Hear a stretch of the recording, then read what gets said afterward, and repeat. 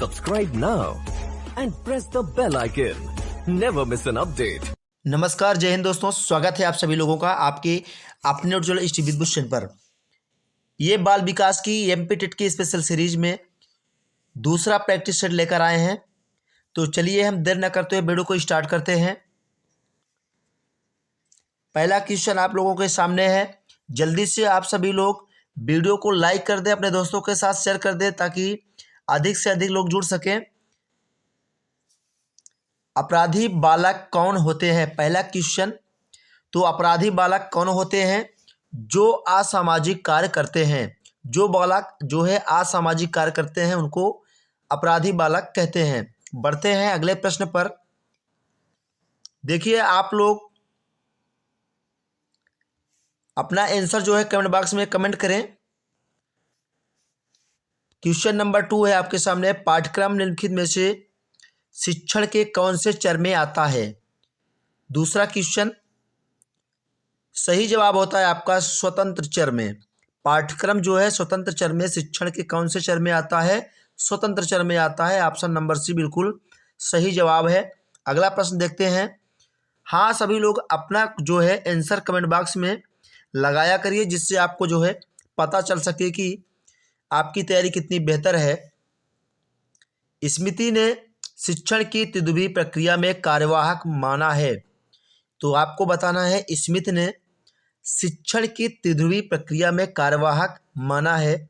सही जवाब आपका कौन सा होगा? तो सही जवाब होता है आपका ऑप्शन नंबर बी। शिक्षक को स्मिथ ने शिक्षण की तिद्वी प्रक्रिया में कार्यवाहक माना है। अगला प्रश्न देखते हैं मित्रों। अगला प्रश्न है, नवीन विज्ञान तथा नवीन प्रतिक्रियाओं का अर्जन करने की प्रक्रिया अधिगम प्रक्रिया है। यह कथन किसका है? आपको बताना है। Question number 4। तो नवीन विज्ञान और नवीन प्रतिक्रियाओं का अर्जन करने की प्रक्रिया अधिगम प्रक्रिया है। यह कथन जो है वुडवर्थ का है। याद कर लीजिए, ऑप्शन नंबर बी बिल्कुल सही जवाब है। बढ़ते हैं अगले प्रश्न पर। अगला प्रश्न है, तत्परता का नियम किसने दिया है? तत्परता का नियम थॉर्नडाइक ने दिया है। ऑप्शन नंबर सी बिल्कुल सही जवाब है। रास ने संवेग को कितने प्रकार में बांटा है? क्वेश्चन नंबर 6 आप लोगों के सामने है। रास ने संवेग को कितने प्रकार में बांटा है? इसका आंसर करिए आप सभी लोग।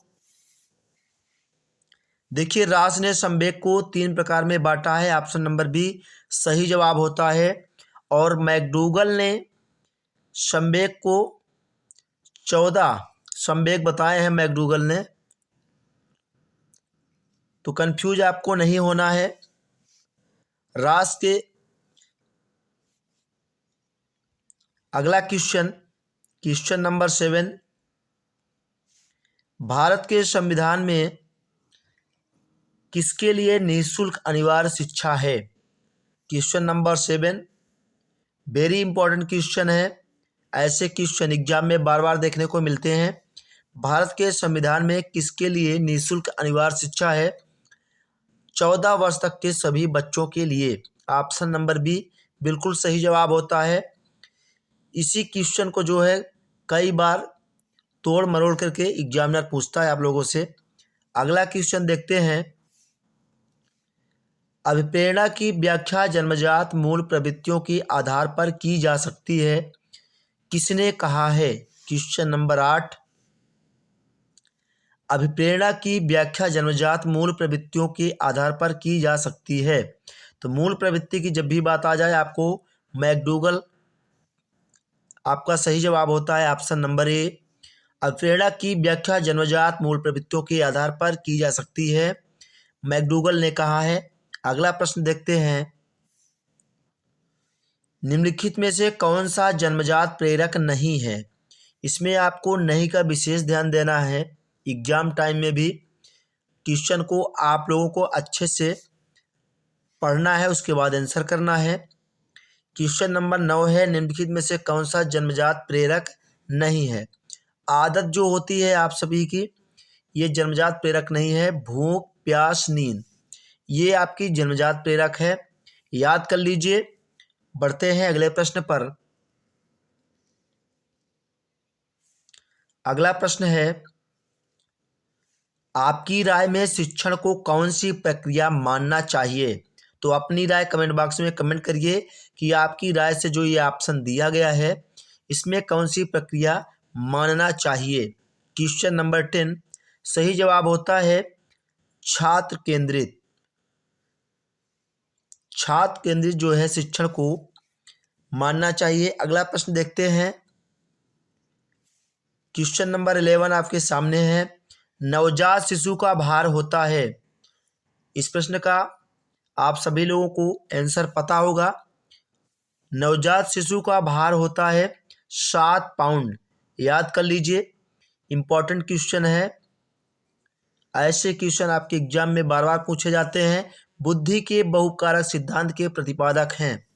क्वेश्चन नंबर 12 बुद्धि के बहुकारक सिद्धांत के प्रतिपादक जो हैं थॉर्नडाइक हैं। ऑप्शन नंबर सी बिल्कुल सही जवाब है प्रश्न का। अगला प्रश्न देखते हैं, एनसीटीई का पूर्ण रूप क्या है?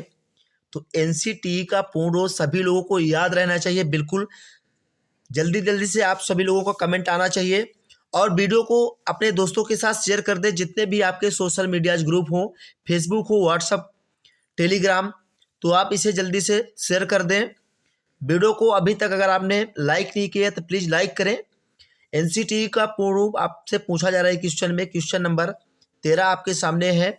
सही जवाब हो जाएगा आपका national council of teacher education. आप सभी लोगों को बिल्कुल याद रहना चाहिए इस प्रश्न का। कभी भी भविष्य में आपका ये गलत नहीं होना चाहिए। एनसीटीई का पूर्ण रूप national council of teacher education, ये आप सभी लोगों को बिल्कुल रटा रहना चाहिए। अगला प्रश्न देखते हैं। फटाफट से आप वीडियो को लाइक करें, अपने दोस्तों के साथ शेयर करें और अगर आप चैनल पर नए हैं चैनल को सब्सक्राइब करें। भारतीय संविधान के अनुच्छेद 41 व 46 किसके कल्याण से संबंधित है? क्वेश्चन नंबर 14 आपके सामने है। भारतीय संविधान के अनुच्छेद 41 व 46 किसके कल्याण से संबंधित है? खुद से आंसर करें। सही जवाब होता है आपका आर्थिक रूप से पिछड़े व्यक्तियों से। आर्थिक रूप से पिछड़े व्यक्तियों से भारतीय संविधान के अनुच्छेद 41 व 46 के जो है कल्याण से संबंधित आपका है। याद रखिएगा 41 व 46 ये जो है आर्थिक रूप से पिछड़े व्यक्तियों के कल्याण से संबंधित अनुच्छेद है। बढ़ते हैं अगले प्रश्न पर। अगला प्रश्न है, उपनयन संस्कार किस काल में दिया जाता था? बहुत ही इंपॉर्टेंट क्वेश्चन है। ऐसे क्वेश्चन आपको एग्जाम में जरूर देखने को मिलेंगे। उपनयन संस्कार किस काल में किया जाता था? क्वेश्चन नंबर 15 आपके सामने है। तो उपनयन की जब भी बात आए वैदिक काल आपको याद रखना है। उपनयन संस्कार वैदिक काल में किया जाता था। अगला प्रश्न देखते हैं,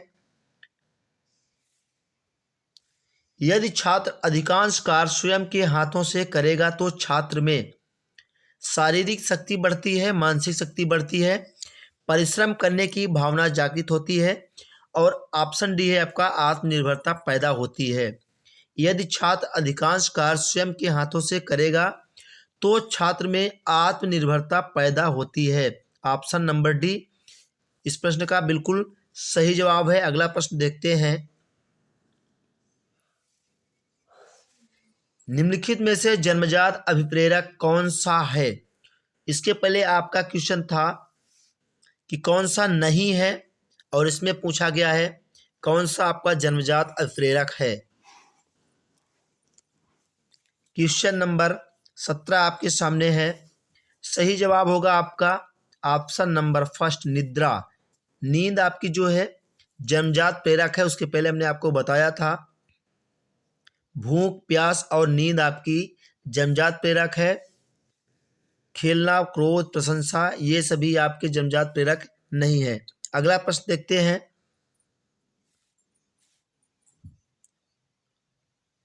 शिक्षण अधिगम प्रक्रिया को प्रारंभ करने से पहले एक कुशल अध्यापक को क्या करना चाहिए?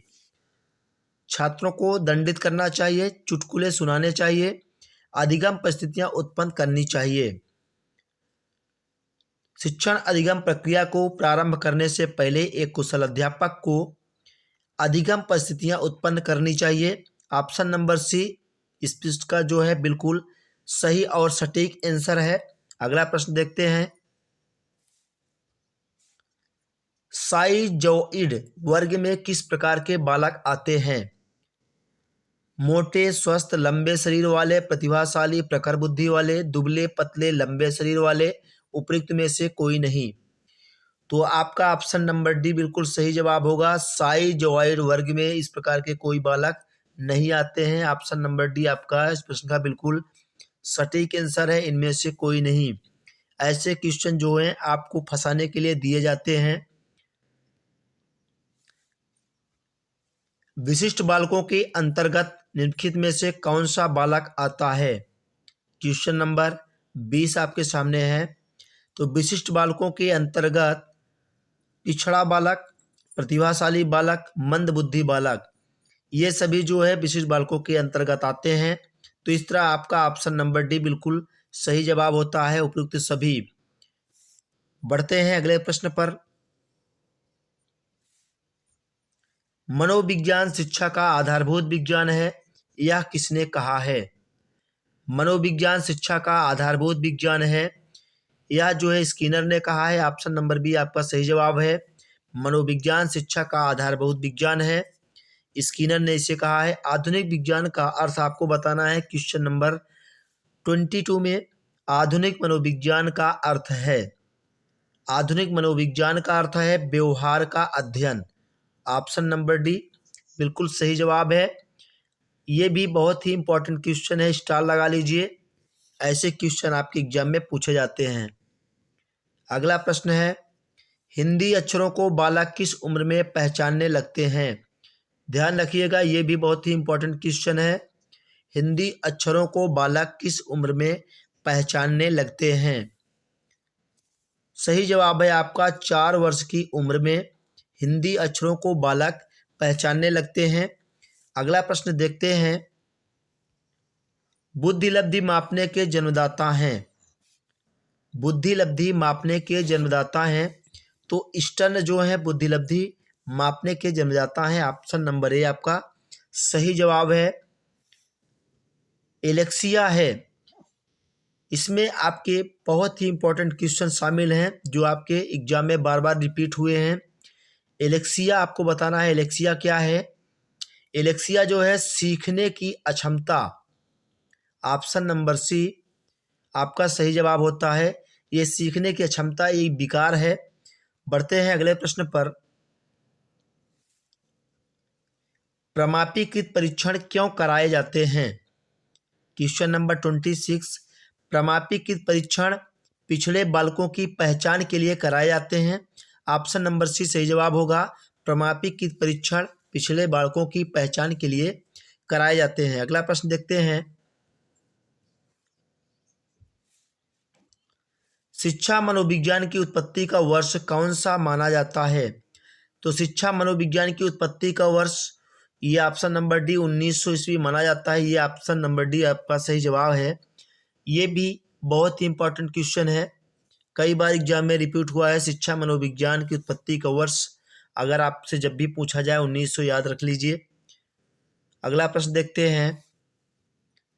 पियाजे की औपचारिक संक्रियात्मक अवस्था बालक की किस आयु तक अधिकतम मानी जाती है?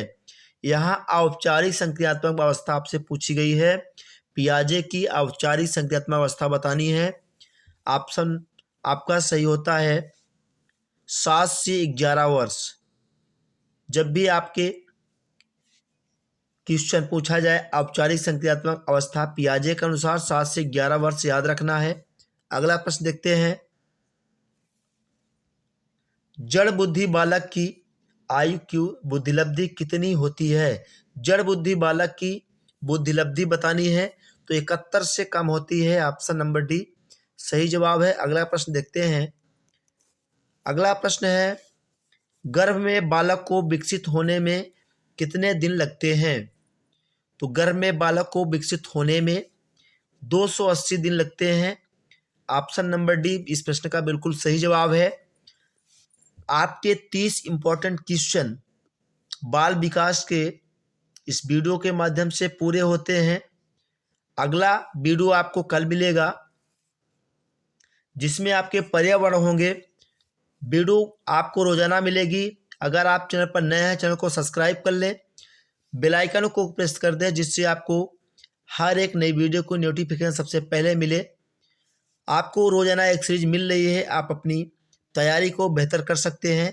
रोजाना आप इस प्रैक्टिस सेट को करें। मिलेंगे नेक्स्ट वीडियो में। Thank you for watching.